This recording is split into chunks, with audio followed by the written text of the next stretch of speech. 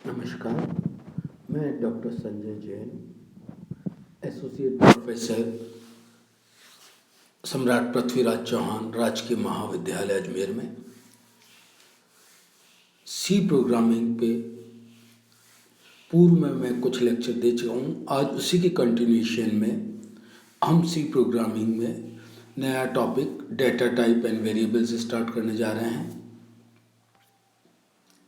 Data type, जो भी हम डेटा जैसे मैथमेटिक्स में भी बात करते हैं, किसी टेबल में फिलअप करने के लिए डेटा चाहिए, इस तरह के यहाँ कंप्यूटर में भी हमें डेटा चाहिए और उनको किस तरह से काम में लेना है वो उसकी प्रोसेसिंग कहलाती है। और एक वर्ड होता है डेटा प्रोसेसिंग।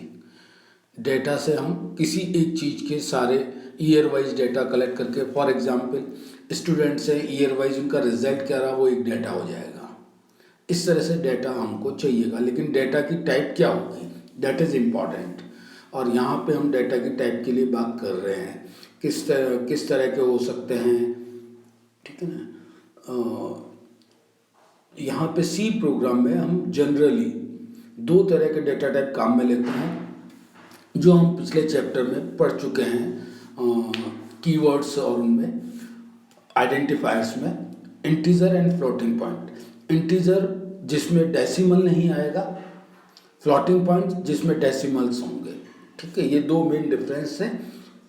ठीक है, इंटीजर के बाद इंटीजर में इंटीजर हो सकते हैं, लॉन्ग इंटीजर हो सकते हैं एंड करेक्टरिस्टिक्स हो सकते हैं, लॉन्ग करेक्टरिस्टिक्स में भी आएंगे।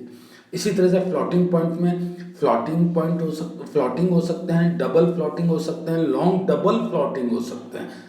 एक्चुअली इनमें क्या फ़र्क है वो हम आगे देख रहे हैं। ये एक टेबल आप देख रहे हैं, इस टेबल में करेक्टर है जो सबसे कम स्पेस मेमोरी में घेरता है या लेता है। ठीक है, एक बाइट की करेक्टरिस्टिक्स लेता है, जिसे हम परसेंटेज कंट्रोल स्ट्रिंग में %c से डिनोट करते हैं। और यहाँ एक बड़ी अच्छी चीज़ आप ये देख रहे हैं कि इनकी कैपेसिटी कहाँ से कहाँ तक ले जा सकते हैं ये, दैट इज़ -128 to 127। एक चीज़ आप देखेंगे या नोट भी करेंगे, आपको थोड़ा सा एब्सर्ड लगेगा, -128 to 128 नहीं है, 127 है, क्योंकि इसके बीच में एक जीरो आ रहा है। जीरो अनसाइंड इंटीजर है, मतलब न जीरो को पॉजिटिव न नेगेटिव, तो इसलिए एक कम होकर 127। और एक चीज़ यहाँ पे आप देखें, 128 कैसा फिगर है, ये 2 की पावर में लिखा जा सकता है। 2 की पावर जैसे 7 या जो भी आएगा यहाँ, तो ये -2 की पावर 7 से 2 की पावर 7 तक जाता है। तो ये 7 या 8 स्पेस में आपका काम उसमें एक मेमोरी बाइट में हो जाता है आपका। इसका करेक्टरिस्टिक्स के लिए कम जगह गिरेगा तो जल्दी आपको सर्च करके देगा, और कोई भी सॉफ्टवेयर प्रोग्राम बनेगा वो जल्दी सॉल्व होगा, जल्दी रिजल्ट देगा। तो यहाँ पे हमें ध्यान रखना है कि जो चीज़ हमारे काम में आ रही है, अगर वो छोटे रूप में काम में आ रही है तो छोटा ही उसके लिए हम डेटा टाइप लें। अनसाइंड कैरेक्टर जिसमें साइन नहीं होंगे, यानी कि वो सारे कैसे होंगे, पॉजिटिव होंगे, और वो कहाँ से कहाँ तक हो जाएंगे, चूंकि पॉजिटिव होंगे तो जीरो से शुरू होंगे, तो जीरो को काउंट करते हुए 256 तक जाते हैं तो 255 तक जाएंगे। क्लियर, सारे पॉजिटिव एक। इसके बाद इंटीजर 2 बाइट जगह घेरता है, क्योंकि इसको हम %d से डिनोट करते हैं, डेसिमल नहीं आएगा इसमें।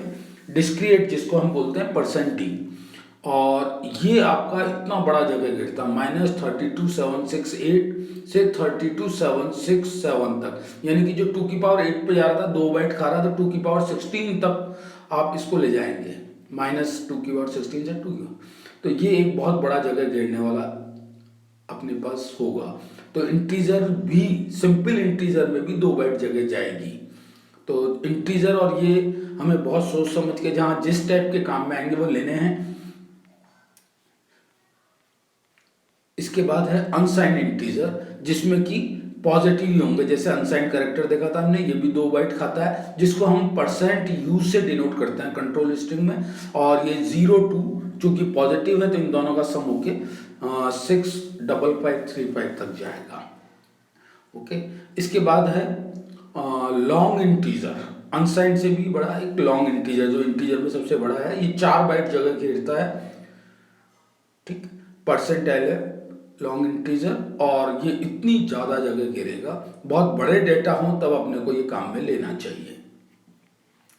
फ्लॉट पे आते हैं, ये सब फ्लॉट में लगेंगे 4 बाइट। फ्लॉट सीधा, इंटीजर तो 2 बाइट में काम करता है, फ्लॉट 4 बाइट तक जाता है और 4 बाइट पे जाता है, उसको परसेंट एल एफ से डिनोट करते हैं और ये एक्सपोनेंशियल में दिया हुआ है, इसकी रेंज कहाँ से कहाँ तक जा रही है छोटा रूप में लिखने के लिए। इस तरह से डबल फ्लॉट लेंगे तो 8 बाइट लेगा और लॉन्ग डबल जो सबसे बड़ा 10 बाइट ले रहा है लॉन्ग डबल फ्लॉट में जब लेंगे आप, और शॉर्ट इंटीजर जो इंटीजर हमने पहले ऊपर लिया था 2 बिट। तो इस प्रकार हमारे पास इसमें आपने जो पिछला आइडेंटिफायर चैप्टर पढ़ा था 4 तरह के क्वालिफायर आपको मिल रहे हैं। कौन कौन से क्वालिफायर हैं ये जो हमारे यहाँ काम आ रहे हैं, आप देख रहे हैं अनसाइंड आपके काम आ रहा है, इसमें साइंड काम में आ रहा है, शॉर्ट काम में आ रहा है और लॉन्ग काम में आ रहा है, ये सब कहलाते हैं क्वालिफायर। और हम जब इनको लिखेंगे तो वो अपने आप अपना जो कंपाइलर है सी का वो इनके मीनिंग ले लेगा। तो ये थे हमारे डेटा टाइप। किस तरह के डेटा टाइप हो सकते हैं? 2 तरह के मेन, इंटीजर और फ्लॉट, और उसमें भी लॉन्ग डबल ये सब हमको ध्यान रखने पड़ेंगे। इस तरह से ये कंप्यूटर की मेमोरी में जगह लेते हैं, एक एक प्लेस, और वो है असाइन में यहाँ पहला जो है आपका प्लस माइनस का होगा, अनसाइन में कोई भी नहीं होगा ये, ठीक है। और ये जगह घेरते हैं वो इस तरह से घेरते हैं कंप्यूटर में, ये हमें ध्यान रखना है, ठीक है। इसका मतलब जो अनसाइन में है ऋणात्मक नहीं होंगे, सारे एक ही डायरेक्शन में होंगे। और हमें जो चाहिए डेटा टाइप उस तरह का चुनना चाहिए कि कम से कम मेमोरी में काम हो जाए। ऐसा भी नहीं हो कि हमको ज़्यादा की ज़रूरत और हम कम ले लें तो रिजल्ट अच्छा नहीं आएगा। जहाँ जितनी ज़रूरत है उतना हमको लेना पड़ेगा, ठीक है। तो ये था हमारा डेटा टाइप का। अब हमारे यहाँ वेरिएबल पे, जैसे मैथ्स में होता है वेरिएबल जो अपनी वैल्यू को प्रोग्राम के दौरान बदलता है, दैट इज कॉल्ड वेरिएबल। यहाँ भी कुछ इसी तरह का है, हम प्रोग्राम में कुछ वेरिएबल को डिफाइन करेंगे, डिक्लेयर करेंगे। अगर उनकी वैल्यू हम फिक्स डिक्लेयर कर देंगे तो पूरे प्रोग्राम में सेम रहेगी, लेकिन अगर हम उनकी वैल्यू वेरिएबल करेंगे या कोई उस पर फंक्शन के अंदर लेंगे तो वो अपना वैल्यू उसके अकॉर्डिंग लेगा, फंक्शन के अकॉर्डिंग। तो ये वेरिएबल हमको यहाँ भी लेने पड़ते हैं। वेरिएबल मेमोरी के किसी स्थान विशेष का नाम है, यहाँ पे पहचान के वो उस जगह ले जाएगा। अदर वर्ड में वेरिएबल मेमोरी की ऐसी जगह का नाम है जहाँ पे प्रोग्राम माध्यम से कोई भी वैल्यू स्टोर की जा सकती है या ली जा सकती है, तथा जिसकी वैल्यू प्रोग्राम के रन होने के दौरान बदली भी जा सकती है अगर आपने इस तरह का कोई फंक्शन लिया है तो। वेरिएबल डिक्लेयर करना बहुत इंपॉर्टेंट है किसी भी प्रोग्राम में। अभी तक हमने जो कुछ सी के प्रोग्राम लिए थे बहुत छोटे छोटे, जिनमें हम इस तरह का डिक्लेरेशन नहीं दे रहे थे। यहाँ डिक्लेयर कैसे करते हैं, दैट इज ये जो इसका एक मैथमेटिकल प्रारूप है वो ये है डेटा टाइप। डेटा टाइप की जगह आपका डिक्लेरेशन आ जाएगा, कैसा चाह रहे हो। डेटा टाइप में 2 तरह के आ जाएंगे, integer, float, long integer, double float, ये सब यहाँ डेटा टाइप में लिखोगे आप। और इसके बाद बिना कॉमा फुल स्टॉप कुछ पहला वेरिएबल आ जाएगा जिसको कि आप लेंगे। एक नीचे आप एग्जाम्पल देख रहे हैं, इंटीजर का हमको INT से डिनोट करना है, पूरा नहीं लिखना है, ठीक है। तो डेटा टाइप तो हो गया इंटीजर, और एक ही वेरिएबल हम काम में ले रहे हैं, दैट इज अमाउंट, और ये फुल स्टॉप लगा के हमने छोड़ दिया तो उस पूरे प्रोग्राम में वो अमाउंट की वैल्यू इंटीजर लेगा, ओके। इसी तरह से हमने दूसरा एक एग्जांपल लिया फ्लॉट। फ्लॉट के बाद हम यहाँ पे एक से ज़्यादा वेरिएबल ले रहे हैं। कौन कौन से हैं? टाइम, रेट, इंटरेस्ट, ये फ्लॉट है। ये तीनों आपको डेसिमल में लेने पड़ेंगे। गलती से कोई इंटीजर भी आ गया तो डेसिमल लगा के 0 लेगा ताकि वो फ्लॉट बन जाए। तो ये हमको किसी भी प्रोग्राम में डिक्लेयर करने के लिए इस तरह से लिखना पड़ेगा, और उस प्रोग्राम में फिर वो उसका मीनिंग अपने आप इनसे अंदाजा लगा के लेगा कि मुझे अमाउंट की वैल्यू इंटीजर लेनी है, रेट, टाइम को कैसा लेना है, जो आप ऊपर डिफाइन कर देंगे उस अकॉर्डिंग पूरे प्रोग्राम में, उस प्रोग्राम में वो उसके अकॉर्डिंग वैल्यू लेगा। एक और है यहाँ वेरिएबल में वैल्यू स्टोर करना। इसमें क्या होता है कि आपको किसी वेरिएबल की वैल्यू स्टोर करानी है या फिक्स करनी है या बदलनी है, जो भी उसके अकॉर्डिंग, तो हम यहाँ वेरिएबल का नाम देंगे और बराबर करके उसकी वैल्यू दे देंगे। फॉर एग्जाम्पल मुझे इंटरेस्ट जो है 1000 रुपीज़ फिक्स करना है, तो मैं यहाँ पे लिख दूंगा इंटरेस्ट इक्वल्स टू 1000, और ये इस तरह का कॉलम हमको लगाना पड़ेगा।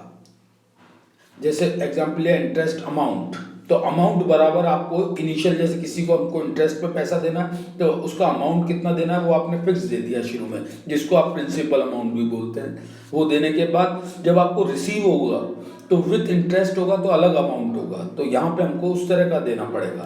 तो यहाँ पे इंटीजर अमाउंट फिक्स करना है तो बराबर करके आप वैल्यू डालेंगे, और नहीं तो इंटीजर अमाउंट है ये पता चल रहा है।